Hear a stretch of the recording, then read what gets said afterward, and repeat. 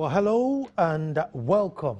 Well, alternative solutions to the power crisis has never left the table. I was going to say it's back on the table, but has never left the table. Indeed, I need not remind or even say how important it is for any nation, particularly a developing one, to have energy reliable, affordable, and extra so that you can really grow. But, you know, back in the day, Sajifo, Dr. Kwame Nkrumah, for one reason or the other, thought of setting up an atomic commission to provide atomic energy, I presume. And I think his idea was not thinking of Ghana, probably the whole of the sub-Saharan Africa. And here we are today grappling with a generator here, a plant there, but I've never actually heard what the atomic energy is doing. Have they come up with anything? Maybe nuclear? What is it that they are doing to help resolve our problems now? And indeed, has government interacted with them to see if they can help? Have they been resourced to see if they can help? I don't know. But today we're going to go back into history. Find out how they did it then, what was the plan then, can we go back to it? Is there a short term, and what are the long terms going to be? Indeed, the badges that were meant to be in this month are now going to be in September, God willing, as they say in Ghana. Folks, my name is Nana Sakwa. This is PM Express. When I come back, I'm talking to Professor Alexander K. who is the Director General, Ghana Atomic Energy Commission, and I'm talking to my own adopted uncle, the crusading engineer, Robert Wood. Don't move. Okay. Thank you very much for staying. Alternative energy solutions. I think that's the way we should be thinking as a nation. Well, as any developing nation, that's what you should be thinking. And I beg your pardon, I am talking to Professor Benjamin K. Nyarko, even though Professor Alexander is also in the same commission, but we're talking to Professor Benjamin K. Nyarko and Engineer Robert Wood on alternative energy solutions. But gentlemen, you're welcome. Thank you. Prof, you're the Director General, Ghana Atomic Energy Commission, so I want to start with you, and I want to go all the way back to the motive behind setting up the Atomic Energy Commission. What was it for? Well, thank you very much for bringing us here.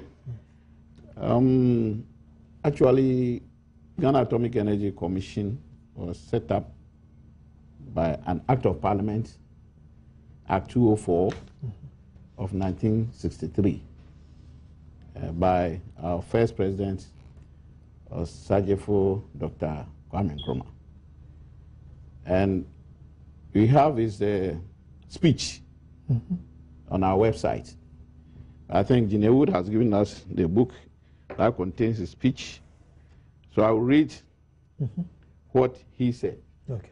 And he said that I was so motive, so that is Nkrumah, in reaching the decision to build a center, which you now see rising before you, is to enable Ghana to take advantage of the decisive methods of research and development which mark our modern world. It's essential to do this if we are to impact to our development the acceleration which is required to break even with more advanced countries and economies. We have therefore been compelled to enter the field of atomic energy because this already promises to yield the greatest economic source of power since the beginning of man. Greatest source of power since the beginning of man. That's Nkrumah's statement as far back 25th November 1964, when he was laying the foundation stone for a 2-megawatt Soviet research reactor for production of radioisotopes and for training of scientists to operate a nuclear power plant. When we say radioisotopes, it's for medical purposes. If you go to, we call it nuclear medicine. If you go to Kolebu, you have the radiotherapy center and then a nuclear medicine unit. And they use these radioisotopes to trace problems in the human body, let's say mostly cancer. Okay. And now we import all these radioisotopes from South Africa because the reactor which Nkrumah laid the foundation stone for us to build a 2 megawatt reactor for all these purposes did not come on. Because in 1966, Nkrumah was overthrown and the whole project was abandoned. And the reactor was 90% complete. What was left was the core. If it's a car, you have finished building the whole car, but you are just going to put in the engine for it to start operating. And the core was on his way from Russia coming, and Nkrumah was overthrown, so the core didn't come. And all the things, components that were left in the bush, and they all got rotten. And we did not benefit a pesewa from that project. So when the government was overthrown, they contracted a British called Sir John Cockcroft to advise the then government on what to do with the Atomic Energy Commission. And Cockcroft came with 3 recommendations. And the final conclusion was that Ghana at that time was not ready for the nuclear energy program. So the whole program was abandoned and atomic energy was closed down. So it was in the bush until Achampon's regime where he revived Atomic Energy Commission 1975. And that's why I have the EI that covers the Atomic Energy Commission.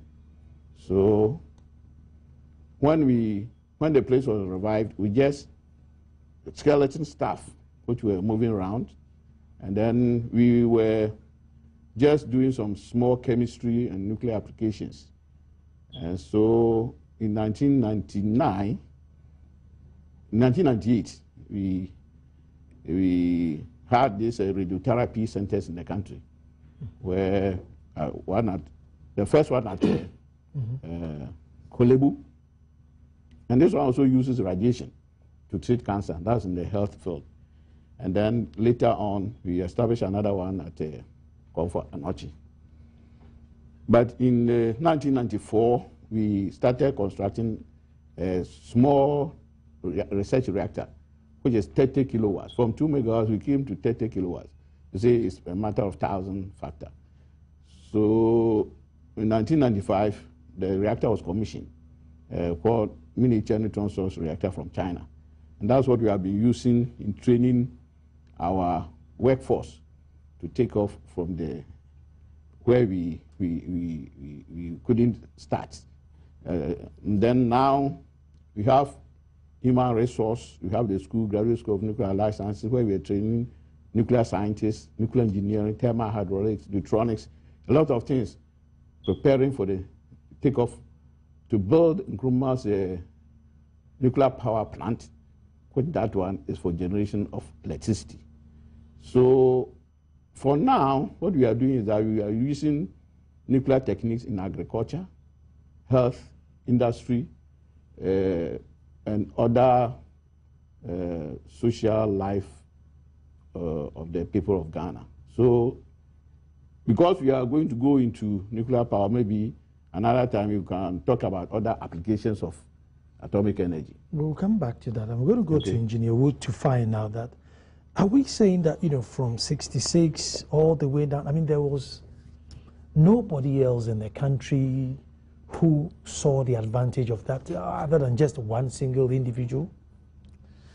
Well, you know that this was a sabotage. I mean, the people knew that if Kwame Nkrumah succeeded, I mean, when we were building the atomic in the 60s, there were even few European countries that were in that field. I mean, we were ahead of the Iranians about in 15 to 20 years. I've forgotten the exact number of years. But look at where they are. We were way ahead of them. But those countries that did not wish Ghana well knew that if we managed to capture the technology of nuclear science, definitely Ghana will shoot in the skies. And so that was the first thing they targeted.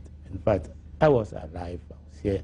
Now I'm telling you that the center was set on fire, this is school, and that we heard the announcement from Israeli radio that atomic energy was, because at that time it had been abandoned, was on fire. That shows you that the whole thing is not so clear. You know, there should be the definition of some clandestine activities that we're not aware. But our people were so gullible. How would you go and invite the British, who were going to be your competitor, to come and assess the facility? It doesn't make sense. I mean, it doesn't make sense. If I were the British, I would do the same thing that they did. You know, try to stall it. And they succeeded. And now people were here and nobody talked.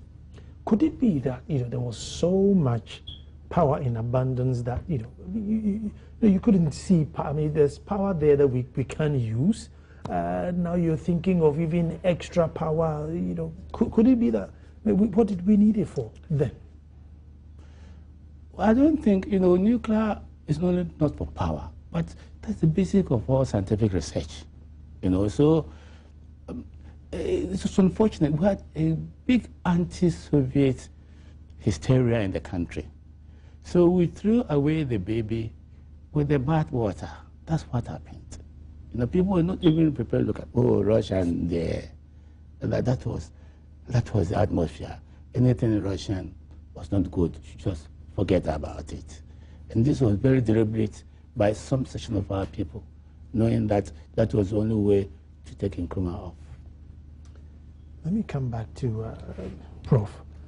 Prof, we are in the midst of doomsday. And we've had all other reasons. And every now and then you hear snippets of, why don't we try nuclear? Then people say, oh no, you know, there's been accidents in Russia, there's been accidents in Japan. And, you know, these are countries who are a little bit more careful with their health and safety. They have better records than we. So if we go into nuclear and God forbid any accident happens, you know, it's going to wipe up too many people. Therefore, we shouldn't even, think about it. We should discount it. But what's your position? You are the expert. Thank you very much. I think if that be the argument, and even people should not even drink water, because water can even kill you. Because as Nkrumah said, nuclear power is the greatest source of economic power since the beginning of man. And I can bet you can check online everywhere that all the advanced countries, people who are countries that are advanced, they are the countries that are operating nuclear power plants. And if you want to break your economy and move forward, you have to join the people. That's why Nkrumah wanted us to join the more advanced countries. That's what he said. The more advanced countries are those who are operating nuclear power plants. And if you belittle yourself and say that you don't want to be advanced and you are not advanced in your brain, then that's your own problem. But to me, the country, even in Africa, that is advanced is South Africa. And South Africa is the only African country that is operating in nuclear power plants. And you see, so if a country wants to belittle itself, then I just can't understand. You have the brains, you have the people who can do a lot of things. But to come to your question, since over 50 years of nuclear power plant operation, we have had 3 accidents. One is at we call it 3 Mile Island in USA. Mm-hmm. And one is Chernobyl, and one is Fukushima. The other one is Fukushima. And if you join all of them, we don't have more than 10 people dying through these 3 accidents. How many people die in lorry accidents in Ghana? How many people die in plane crashes in the world? Chernobyl had a lot of after effects, though. Yes, everything has a, but even food you eat has a bad effect. It gives you a lot of sickness. You have to moderate it. Definitely. There's no, I was telling people that there's no advantage without a disadvantage. Everything has its own disadvantage. And how you have to manage them. Actually, the more dangerous systems are the well-regulated systems. If you go to aviation industry, you find out that aviation industry, because of safety issues, is very severely regulated. And that's how the same with the nuclear industry. For example, the Fukushima incident that people are talking about, nobody died though, but the earthquake and the tsunami killed more than 25,000 people. And it's the same earthquake that had the problem with the reactor. So these things are bound to happen, and the way you manage it is what comes up with it. So we cannot say that your child died in the water, so not drink water. Definitely you have to drink. And everything that you do has something that you have to manage it well. And the black man, as Nkrumah said, is also capable of managing things as it is. And we have operated a reactor for more than 20 years now in Ghana. Nobody knows that we operate a reactor. Some people don't know, but we are operating a reactor here in Ghana. So, but that one is not for electricity generation. If the higher power reactors, that's what we use for electricity generation. And the nuclear field, as I said, is well regulated internationally. You have to certify so many conventions, so many treaties, and international standards before you are allowed to operate a nuclear power plant. And as I said, even starting today, there are people in New York, UN, on what we call non-proliferation treaty. And some Ghanaians are even there. Because if you sign to the non-proliferation treaty, you are not allowed to use the nuclear material for any malicious acts. So we are safe and we can operate the reactor as any other citizen. Are we signed to all these treaties? Because yes, I know Iran is going through a lot of problems. We are signed to all these treaties. And we are credible. We are credible, yes. They're not scared we are going to bomb we are not anybody. scared. But for now, you have so many countries who want to partner us to build a nuclear power plant. And we have signed MOUs with some of them. Maybe later we'll come to that. I see. Engineer Wood. I am in for energy mix. In fact, behind the scenes, we're talking about it, includes everything. But I think that we should go in for the things that are immediately available to us. And I am pleading with the Ghanaians. Our first choice should be solar.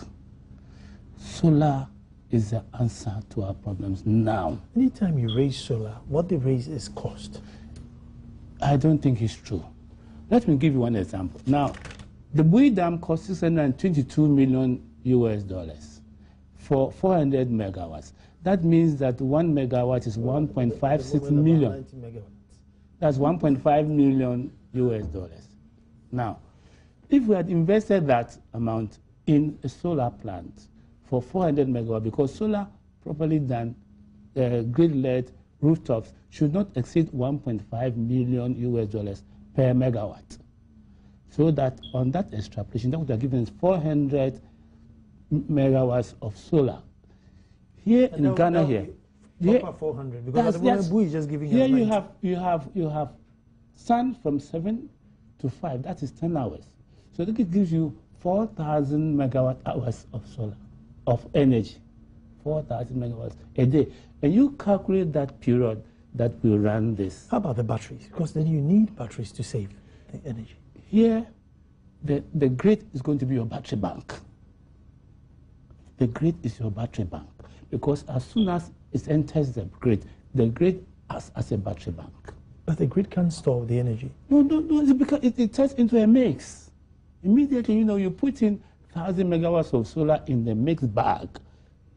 You cannot say that this part is from solar, this part from that. Once it enters the grid as a mixed bag, that's what happened.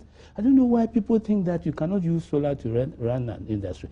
If the solar enters the mixed bag, it's an energy that you're talking about. So you're talking about mixed bag. The people are having it wrong. So I have a solar panel on my house. Okay.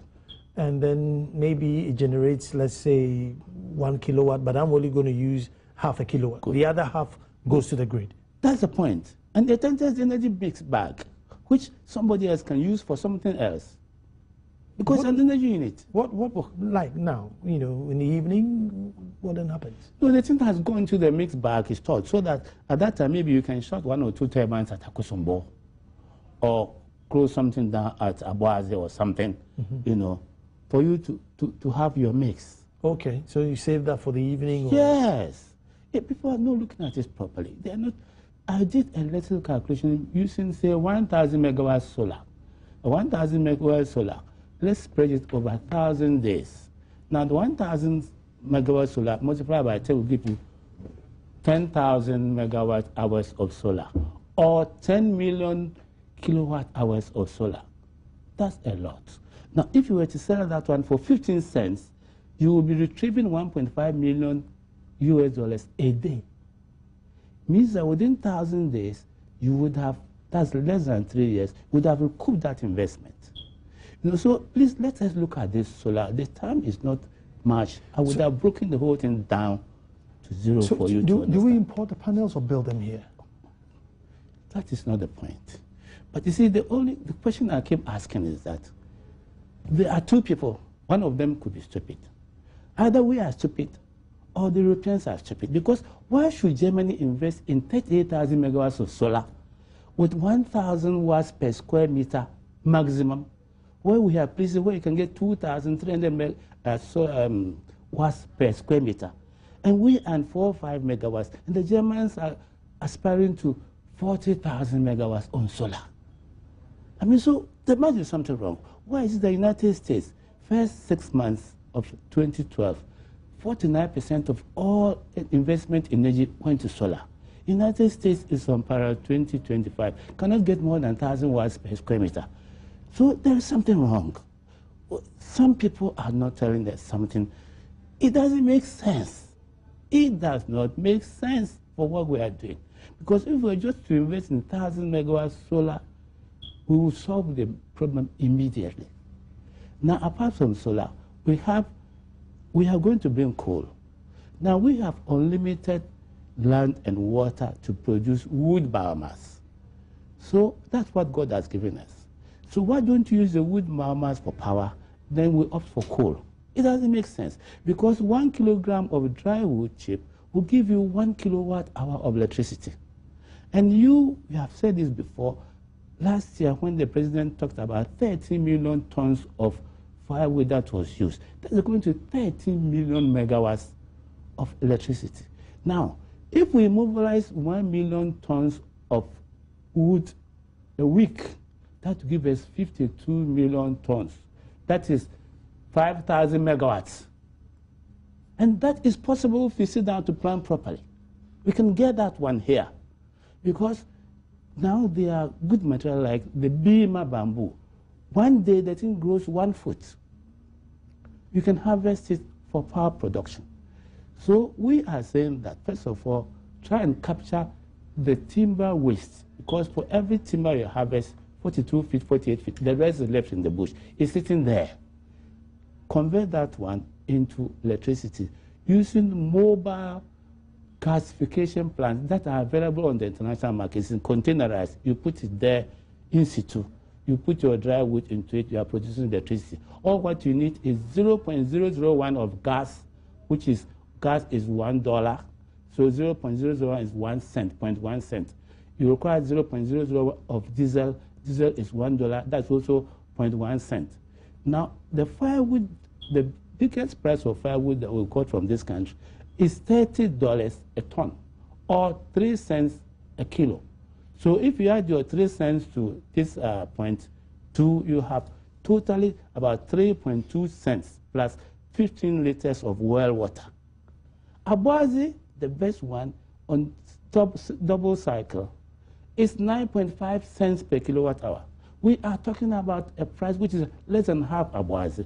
And we're asking people to challenge these figures. And nobody is challenging these figures. And we are saying that after you have done that, as you are retrieving the material that's sitting down in the bush, do as the Bemakan people did.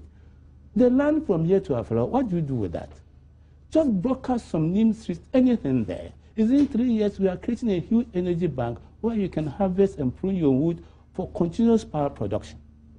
But why do we do this thing to ourselves? Apart from that, you have this big wind corridor sitting on the Volta Lake, capsizing boats, inducing tidal waves at Qatar. So we can go in for the wind. 120-meter height, 85-meter blade, 3 megawatts guaranteed. When the Japanese had trouble They went in for 200-meter towers, 7 megawatts each, and they put 143 of them within this short period. And 143 times 7 megawatts, that's a lot. So why do we sit down and do these things to ourselves? We have ethanol coming from cocoa sweatings, which is power. We have starch, which is power. All these materials have been stored in by the sun, because the more sun you have, the more starch you can have, the more sugar you can have, the more biomass you can have, and the more vegetable oil seed that we can have. And I told you, we sat here, said Germany is using vegetable oil for power production, and the biggest material is rapeseed. And rapeseed cannot give you more than 3,000 kilograms per hectare. Here in tropical Africa, palm oil, if properly done, will give you 5,000 kilograms per hectare. Otherwise, you are comfortable with 3,000 kilograms per hectare, which is 3 tons per hectare. The man with only 1,000 kilograms per hectare is using it for power production. You have an advantage over him, 1 to 3, and you are quarreling about power. Look at the Brazilians. With what we are doing right now is not sustainable. We have been doing it for 40 years. We are not getting anywhere. So please, let's move on and come in for homegrown solutions based on what God has given us here. Let me come back to nuclear and then come back to cost. As far as energy is concerned, is it cost effective? Yeah, thank you very much. As we are discussing, we have so many sources of energy. And in science, we say that energy is neither created nor destroyed. God created energy is fixed. You can just transform it from one state to the other. So what we are trying to do is to get energy source and then put that energy to become what? Electrical energy. And that's what we are all looking for, electricity. But you have so many energy sources. And as I said, there's no advantage without disadvantage. Every energy we go for, you have to struggle with a disadvantage. As the engineer was saying, if you come to maybe solar, African solar has its own problem. And we have to do research on that. Some people has it that even we have more dust than in the temperate regions, in the European countries. So your solar panel get dusty. How do you wash it? Because when dust is a bad conductor, when it settles on it, how do we wash it? So it's a good thing, but we have to do a little bit of tropical research, our own research. And that is what African countries are lacking. We don't support research. We are doing solar. What research have we done on our own soil to make sure, to see that this is a disadvantage of the solar? So we have to solve them. Coming to the nuclear power program, as I said, we have so many energy sources. And in this thing, if we want to industrialize, we have 4 main base energy, which is hydro, thermal, nuclear, and coal. We have wind renewables that comes in also to help. If you go to Europe, as we said, in your building, you can put the solar there. And as the engineer also is saying, we can get solar and put it in the grid also. And then we get the good energy. We can get about, we are collaborating with somebody to get about 3 megawatt of solar, which you put in the grid. And as I said, if you put in the grid, you can shut down one term of Akosomo and in the night. And we know that Ghana, our peak energy demand is in the night, so that we can shut down, then later on use it. But when it comes to these 4 energy sources that I'm talking about, to be frank with you, the cheapest is hydro. And then if you come to in terms of running costs, then you have the nuclear. That is overall. The nuclear, what happens is that it is capital intensive when you're going to build it. You need about maybe 1,000 megawatt, you need about $6 billion US to build it. But after that, if you fuel the nuclear power plant, with the modern nuclear power plant, you can operate it for 18 months before you do fuel reshuffle or fuel management. So I was telling this thing that, for example, if you operate the nuclear power, 1,000 megawatt nuclear power plant, you shut down Akosomo for 18 months. Then by 18 months, Akosomo is full. As you do maintenance on the nuclear power plant, Akosomo also come on board with 1,000 megawatts. So, and this is what the engineer is saying. You see, it's energy mix. It's not one source. If you have them all in this, and this one goes down, this one comes out, this goes, then we will never be in need of any electricity to run the economy. So, in a nutshell, nuclear is very competitive if you come to the base load energy for industrialization. I want to take a break here. When I come back, I want to find out reliability of nuclear, and also how much do we need to fuel it up or charge it up so that we have that 18 months so that we can see where we stand. Don't move, we're coming back. Well, thank you very much, Alternative Energy Solutions, and sometimes it gets very disheartening. And then you make yourself, ask yourself, I mean, why don't we at least start? Maybe even if we don't finish, the generation after us will finish it. But you know, everything seems to be either on the drawing board or in the pipeline or at the end of the bridge. Or there's always something which doesn't let us start. But well, at least we have started the conversation. I'm talking to crusading engineer Robert Wood, and I'm talking to Professor Benjamin Kenyaku, Director General, Ghana Atomic Energy Commission. Before the break, I just wanted to find out how reliable is atomic energy and the cost. Prof, how reliable is atomic energy? Because, I mean, like you hear, oh, our struggle is down, they put contaminated oil in it. Ah, that one is down, some piston is blown or something. How reliable is atomic energy for electricity? Yeah, for electricity generation, that's a nuclear power plant. Nuclear power plant. Yeah. The nuclear power plant uses uranium as the fuel. Mm-hmm. And uranium is abundant. It's everywhere. And Africa produces about more than 20% of the world's uranium. And Niger, Namibia, they produce a lot of uranium in South Africa. And do you have uranium in Ghana? Or? Yeah, we have some traces of uranium, but we are, it's not, we have not commercialized, it's not commercial quantities. But people are still exploring to see if we can have some in commercial quantities. And this is the continent. That's the darkest. We don't have anything. During the night, if you fly over, every place is dark. And this uranium are taken from Africa to Europe and elsewhere to make their continent look brighter.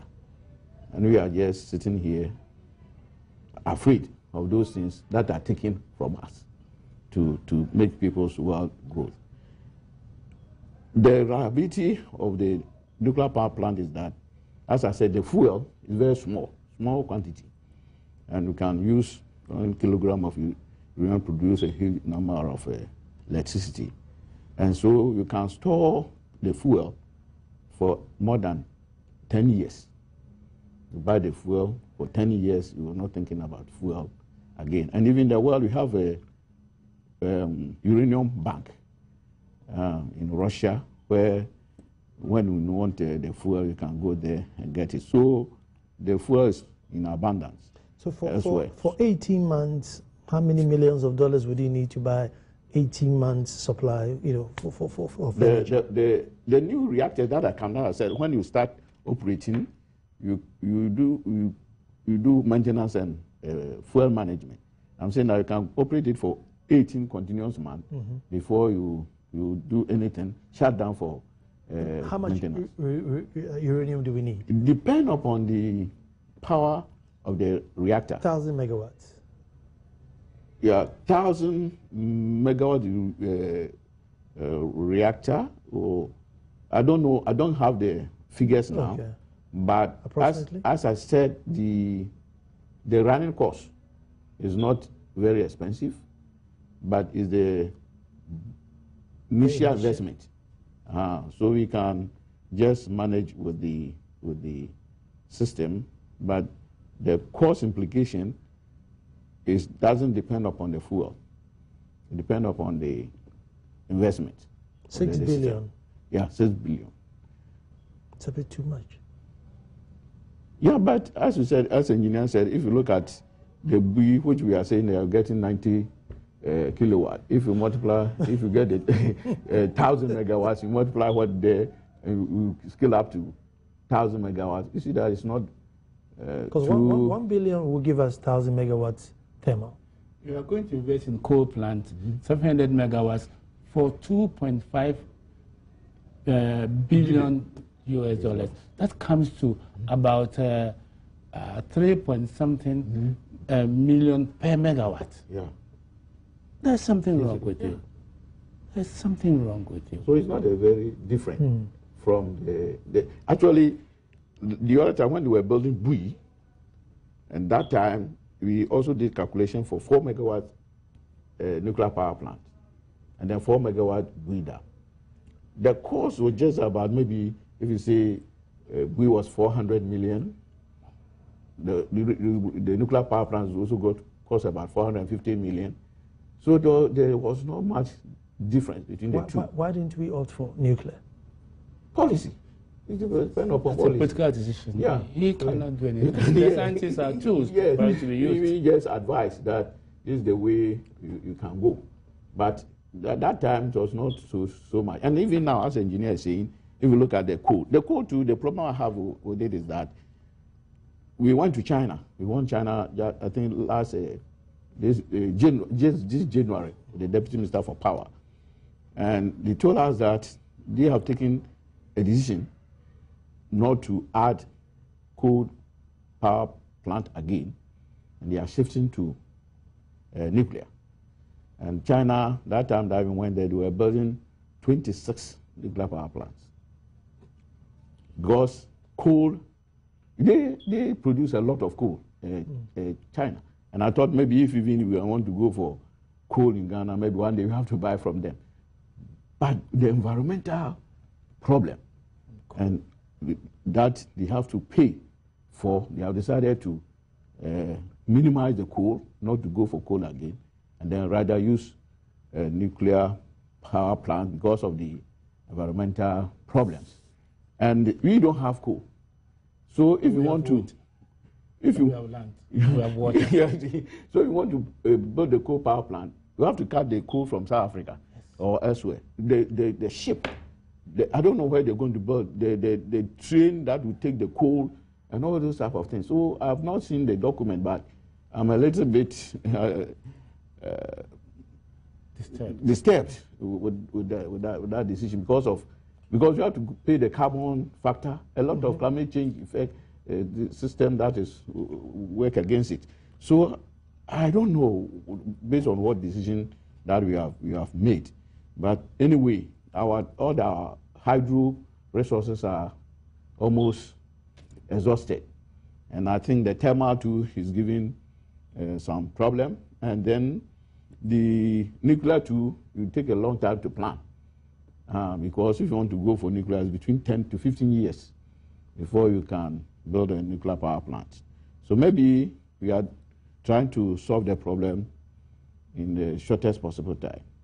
Shortest possible time, Engineer, what's our option? Solar still? Is that the shortest? I would go in for solar immediately. And then I would go in for wind. You see, the wind corridor there, you know what is happening at Kita? I think I did explain to you that we have a wind corridor on the Akosombo River because of the nature of the topography. So we have a lot of rains from Nigeria, but as soon as the rain clouds enter Ghana, the whole thing reduces because of the wind corridor that is on the Volta Lake. But you see, the Volta Lake is a trough. So as the globe is turning at 67,000 miles an hour and orbiting at 67,000 miles and spinning at 1040 miles per hour, it grabs this wind and releases it at Kita, inducing the tidal waves. And we also know that when you go to our farm plains, they have big boulders of stones on rooftops. We also know that the boats on the Volta are capsizing, but the Volta is a very low gradient, 0.002. So it moves very slowly. So why are the boats capsizing? Because of the wind, and they hold on to those tree stumps. So we can capitalize on the wind. 11 meters per second wind speed is enough for you to start having power. And measurements there that have been taken will get more than that. So we are saying that go in for the wind. Wind, you require the towers, you require the blades. They are made from fiberglass. You have an Abossey glass factory. Reactivate the Abossey glass factory. You will take the fiberglass from molten glass. So that gives you the material for your wind turbines, the wind systems. So with that one, your cost will be low. So go in for that. Accra is surrounded by hills. For every 30 feet you go, wind speed goes up by 20%. From Weija, you have hill all the way right through Aburi Hills and so on. So you have a head start. So use that one. Then come in and program yourself, link agriculture to energy production. Go in for the vegetable oils. Malaysia is producing 20 million tons of palm oil. Now, if you can produce only 2-3 million tons of vegetable oil, your energy problem will be solved. But yet, there are plants here at the castles, also many plants that we can seriously go in, cultivate, and link to agriculture as material for power production. There's no program to do that, so we are sitting down. We said that the energy is stored also in the form of sugar in plants. We have so many fruits here. In fact, the world sugar production, 60% is coming from food base. So now, if you can convert that sugar into ethanol, you have material for energy. The material from starch to ethanol, you have this thing. Vegetable oil, you have. Biomass, you have. But this is exactly what the Brazilians are doing. So we can just copy, and we can be self-reliant.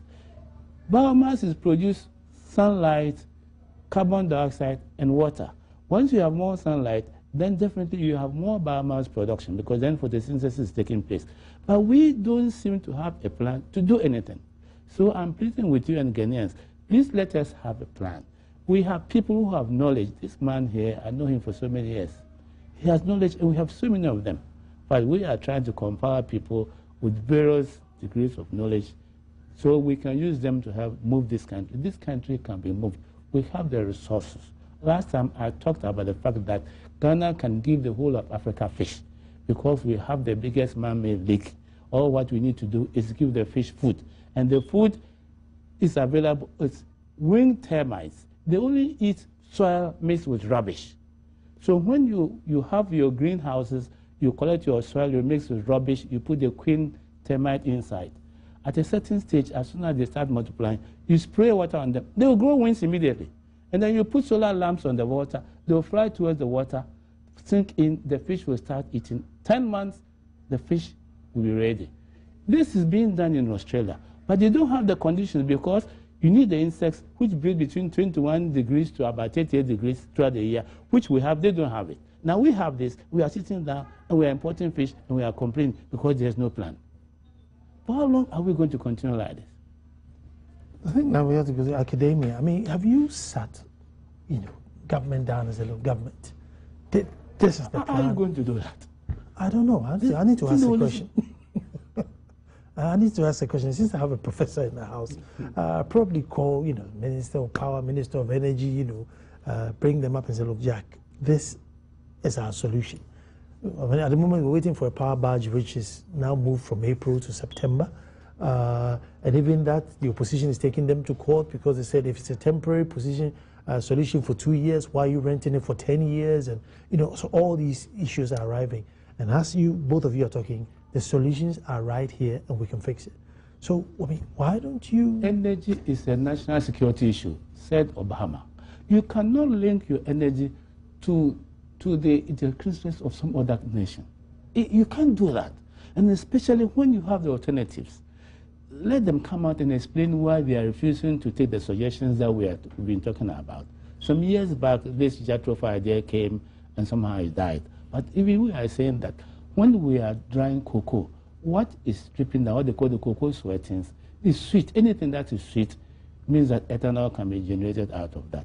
Let us, if we organize ourselves, set up new drying systems where we can collect the ethanol or the cocoa sweatings, which can easily be enzymed, means you add yeast, you use tabletop distillation plants, and then they collect, then they go to the main distillation station, and then we have a lot of ethanol which can be used for our vehicles.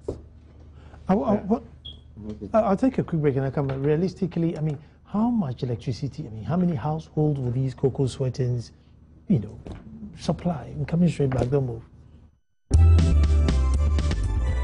Well, thank you very much. We're discussing alternative solutions to our power crisis. And thank you for all those who posted some comments on Facebook. Let me quickly catch up. Ray Fadil Mohammed, Navy boy, says, yes, we must. Abdullah Salufu says, Ghana should explore other means of generating electricity like solar because we have failed in the hydroelectric power generation as seen by everyone. It appears that those we have given the power of the country has lost focus, and so we need technocrats to help us out of this mess. And then Nana Kobna says, Ghanaians are far behind time. Nana, things are always getting out of hand. Before we seek refuge from our natural resources, no. We need a renewal of minds. Abdullah Salifu says, these days we always hear people being laid off from one company to the other, and now Blue Sky is threatening to lay off about 1,000 of its workers. So they will add up to the already thousands of unemployed graduates in the house because of inability. It's a long one, it didn't load up. West says if we can pay someone to manage our national team, then we should be able to pay somebody to manage the renewable nuclear energy. Get some scientists from somewhere to manage, but I have the scientists here to manage it. Doc, you were saying something just before the break. I think something to do with research and how much we... Yeah, thank you very much. I think our major problem is investment in research. We cannot just... Is it a culture? Because it's something that we really don't seem excited about. We're doing it during Nkrumah. Nkrumah was doing. That's why he set up even academy. He set up a Council for Scientific Industrial Research. He set up Ghana Atomic Energy Commission, and he set up a lot of industries. Just research. Yeah, so that the research institutions will feed the industries. And you know, all these industries have died because, one, there is no research support. Two, there's no energy. And they die gradually. And even the new industries we have set up, they are dying because there's no energy. And as I told you, energy is the ability to do work. So if you don't have energy, you can never work, whether it's industry or human being. And as an engineer said, even if the sun energy is stored in the food, you eat it, you get the energy to move. And so if a machine is there, has no energy, how can it work? So I was saying, and I've never seen people, even when they are campaigning, whatever, talking about this, the energy, this thing, policy that I have. But without energy, the country is dead. Because if you have energy to be able to work and get money, and we have failed to plan for the energy resources because all these things brought up to research. As an engineer is saying, if you go even 20 meters, the amount of wind, that the speed of the wind and all those things, these things should be done by people going there and measure that when you put a wind blade here, this is the amount, this is the speed that has been coming through this mountain over 2 years. So we are certain that when you put this in there, you get this speed, and this energy is going to generate over the years. But where is the information? So we just stand up and do this the following day. It's not working. The other time, I was even telling people, we have what you call isotope hydrology for groundwater management. You see that previously we sinking boreholes.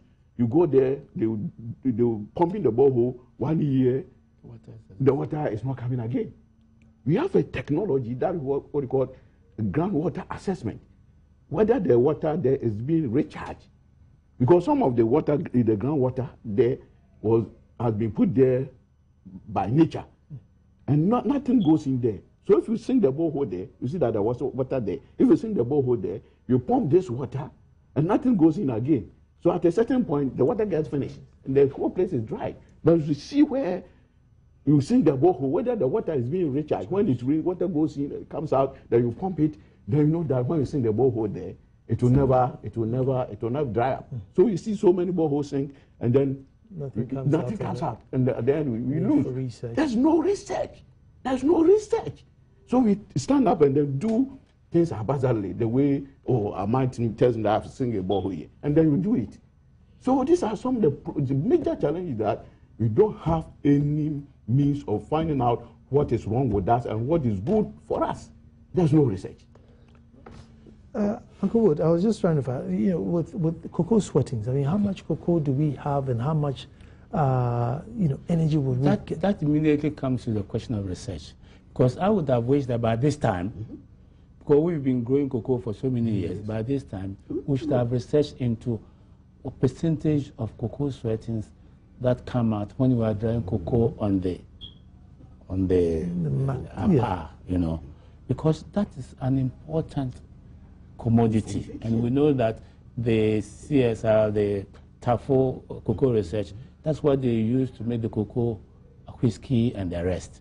Anything that is sweet can be converted into ethanol.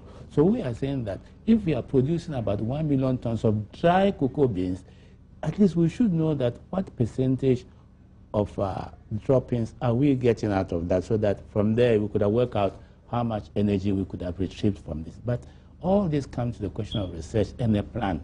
And unfortunately, this country is refusing to plan. That is what is worrying us. He talked about energy. But there are 7 basic parameters in the value addition chain. And I have to say that next month we're going to Senche issue. And I didn't remember Senche tackling these 7 parameters. The first input is time. How do you use time in this country? The Senche consensus never touched it. You see, the time to get a permit, anything licenses. We spend so much time there, which is wasted. Now, the next question is the quality of tool that this country has been using. I'll give you the example that if you are building a gear of, say, 2-inch diameter, and you are using orthodox machine tool, that will take you 4 hours to build it. But if you are using an advanced machine tool, that is 4.5 minutes. That gives a ratio of 1 to 53. So if you are here using a poor tool, trying to make a gearbox, somewhere somebody using an advanced tool, if you make 1 gearbox, he makes 53 gearboxes. You are in reverse gear. And we are not looking at the tool position in this country. I wanted to listen to all the thing, but my time is unfortunately run up, and Azalu's eating me up in my ear. But thank you very much, Prof, and thank you very much, Engineer. I want to say thank you very much to the producers, famous Chichobi, Jennifer Jane, and Ni Jani. Directors, Mike Bright and Azalu, my beautiful cameraman. Folks, time and energy, and let us all think and put pressure on those who are making decisions to make sure they do the right decision. Thank you very much for watching. Tomorrow, we'll be back to do this all over again. Thank you.